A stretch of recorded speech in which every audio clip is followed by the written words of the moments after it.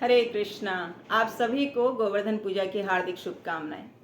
तो गोवर्धन पूजा हम सब लोग बहुत उत्साह से मनाते हैं। ये भगवान श्री कृष्ण का पास टाइम है। उसको याद करते हुए भक्त गोवर्धन पूजा उत्सव को मनाते हैं। हमारे इस्कॉन मंदिरों में ये उत्सव बहुत ही भव्य तरीके से मनाया जाता है और बहुत ही सुंदर मनाया जाता है। तो हम जानते हैं कि ये कैसे शुरू हुआ गोवर्धन पूजा। तो भगवान श्री कृष्ण एक दिन जब उठे सुबह और वो अपनी मैया को खोजते हुए बाहर निकलते हैं आंगन में, तो देखा कि सब लोग आज बहुत चहल पहल है उनके आंगन में, है ना। पूरा ब्रज इधर से उधर कुछ कुछ सामान लेके जा रहा है, कोई लेकर आ रहा है, कोई इधर जा रहा है, कोई उधर जा रहा है। सब लोग बहुत बिजी हैं। तो भगवान श्री कृष्ण नंद बाबा के पास गए तो पूछा कि बाबा बताइए ये सब क्या हो रहा है आज, आप सब लोग इतने खुश हैं और इतने बिजी हैं, क्या हमारे घर में कोई आ रहा है। तो नंद बाबा कहते हैं कि बेटा तुम जाओ अपनी मैया से पूछो। तो नंद बाबा उनको मैया के पास भेज देते हैं।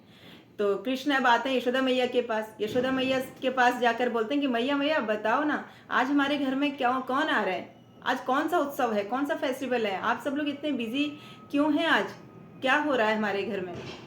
तो यशोदा मैया कहती हैं कि अरे रुको, तुम्हें बाद में बताऊंगी, अभी बहुत सारा काम है, बहुत सारी तैयारियां हमने करनी है, पहले इसको कर लें। तुम जाओ बाबा के पास, बाबा से पूछ लो, अगर वो बता दें तो नंद बाबा के पास दोबारा से जाते हैं भगवान श्री कृष्ण। तो पूछते हैं कि बाबा आप बताइए ना, ये आज क्या हो रहा है। तो नंद बाबा तब बताते हैं कि लाला हम ना इंद्र की पूजा कर रहे हैं आज, क्योंकि इंद्र कौन है, वो पर्जन्य के देवता हैं।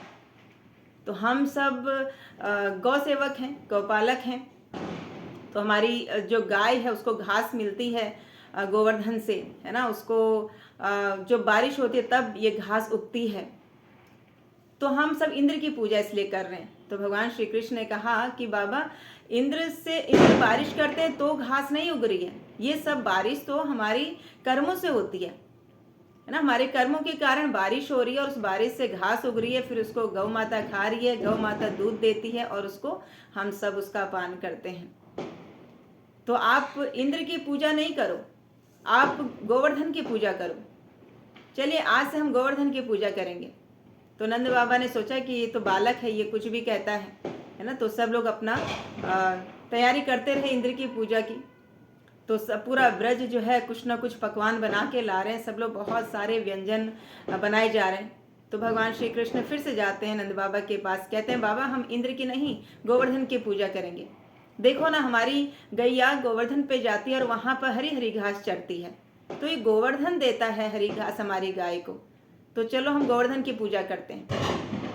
तो सब लोगों को लेके भगवान श्री कृष्ण जो हैं नंद बाबा को तैयार कर लेते हैं गोवर्धन की पूजा करने के लिए, और सब लोग जाते हैं गोवर्धन में। तो गोवर्धन में गोवर्धन की पूजा करते हैं और बहुत सारा जो व्यंजन बनाए हुए थे वो सारे व्यंजनों का गोवर्धन को भोग लगाते हैं।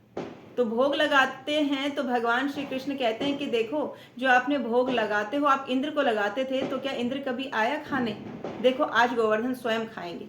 तो उस गोवर्धन पे भगवान श्री कृष्ण स्वयं विराजमान हो गए और उस सारा जो व्यंजन थे इतने प्रकार के, वो सारे भोग भगवान श्री कृष्ण ने स्वीकार किए। और उसके बाद अन्य और अन्न और अन्न और ना और लाओ और लाओ। तो जहाँ पर ये लीला हुई थी एक स्थान का वहाँ नाम पड़ा है अन्योर, तो इसी के उपलक्ष्य में वो नाम पड़ा।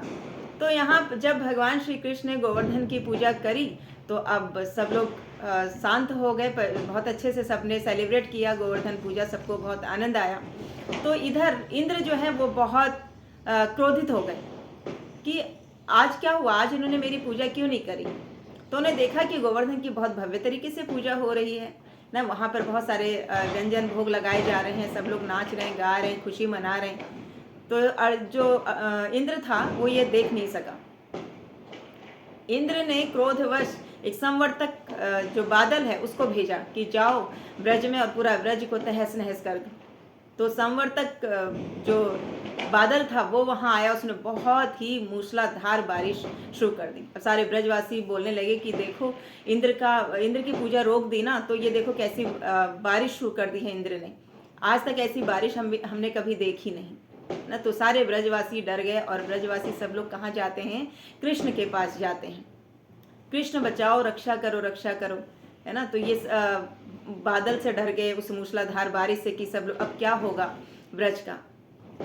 तो भगवान श्री कृष्ण ने सबको बोला कि आप सब गोवर्धन की तलहटी में आ जाओ। तो गोवर्धन की तलहटी में सब लोग पहुंच गए। तो इससे हमें एक ये शिक्षा मिलती है कि देखो, जो ब्रजवासी थे, जब उनके ऊपर मुश्किल आई, जब परेशानी आई, वो सब भगवान की शरण में गए।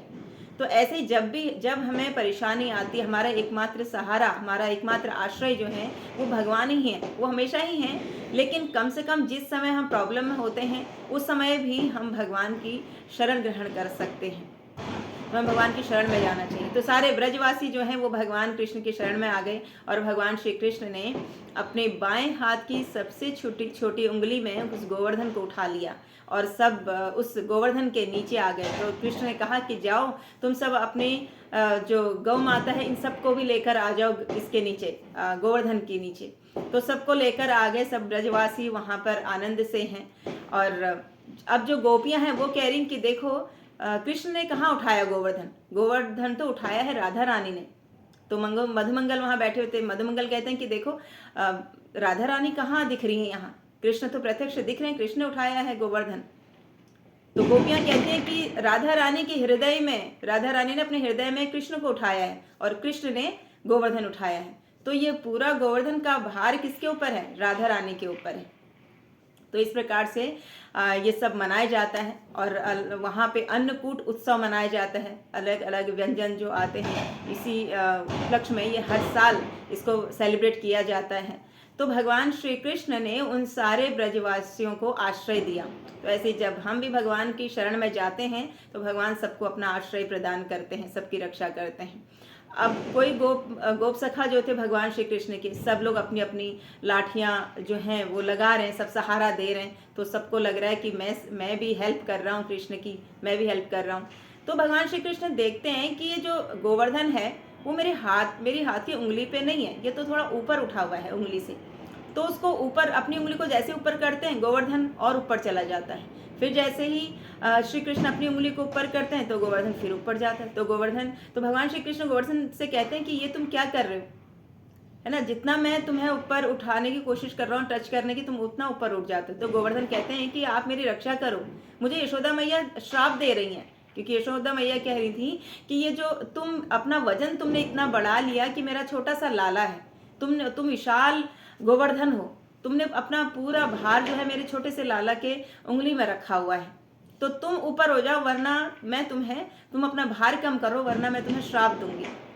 तो मैया यशोदा के श्राप से डर कर गोवर्धन ऊपर जा रहे थे। तो गोवर्धन कौन है? ये बलराम जी हैं, है ना। गोवर्धन एक सेव्य और सेवक दोनों हैं। तो इस प्रकार से यहाँ पर ये जो गोवर्धन पूजा, गोवर्धन लीला मनाई गई और इसको हर वर्ष जो भक्त हैं उसको याद करते हैं, भगवान की इस लीला को स्मरण करते हैं और भगवान को भोग लगाते हैं। तो उसी दिन से जो है ये 56 भोग भगवान को जो लगता है वो लीला भी शुरू हुई, क्योंकि भगवान जो है वो दिन में 8 बार भोग लगाते हैं। हर 3 घंटे में भगवान को भोग लगना होता है, मतलब कि यशोदा मैया उनको हर 3 घंटे में कुछ ना कुछ खिलाती थी। तो जब वो 1 हफ्ते तक गोवर्धन उठाए रखा तो भगवान श्री कृष्ण ने कुछ खाया नहीं। यशोदा मैया ने फिर उनके लिए बाद में जब गोवर्धन लीला होगी उसके बाद उनके लिए 56 भोग बनाया, है ना। तो इस प्रकार से ये 56 भोग की लीला भी तभी से शुरू हुई है। तो ऐसे हैं भगवान, अपनी लीलाएं करते हैं, अपने भक्तों को आनंद देते हैं और स्वयं भी आनंद लेते हैं। तो आइए इस गोवर्धन पूजा को हम भी इसी उत्साह से मनाएं, इसी प्रसन्नता से, भगवान की प्रसन्नता के लिए मनाएं, उनके आश्रय में रहकर उनकी भक्ति करें। हरे कृष्णा।